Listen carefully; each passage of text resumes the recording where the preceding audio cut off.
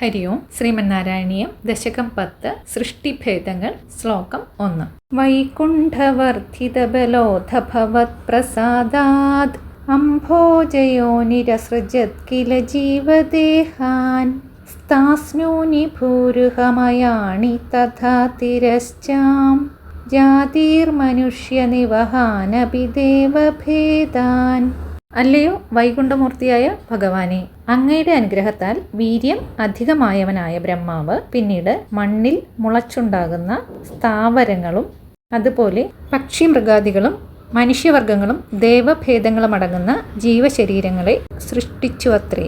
ഈശ്വര ചൈതന്യത്തിൻ്റെ അംശമായ ജീവൻ നിത്യനാകയാൽ അതിന് ദേഹകൽപ്പന ചെയ്യുക എന്നതാണ് സൃഷ്ടി. ആ ദേഹമാകട്ടെ സ്ഥാവര എന്നും ജംഗമ എന്നും രണ്ടായി വേർതിരിയുന്നു. സ്ഥാവര എന്നാൽ ഇളകാത്തതും ജംഗമ എന്നാൽ ഇളകുന്നതും എന്നാണ് അർത്ഥം. ജംഗമങ്ങളിൽ പക്ഷികൾ, മൃഗങ്ങൾ, ജലജീവികൾ, മനുഷ്യർ, ദേവന്മാർ എന്നിവരെല്ലാം ഉൾപ്പെടുന്നു.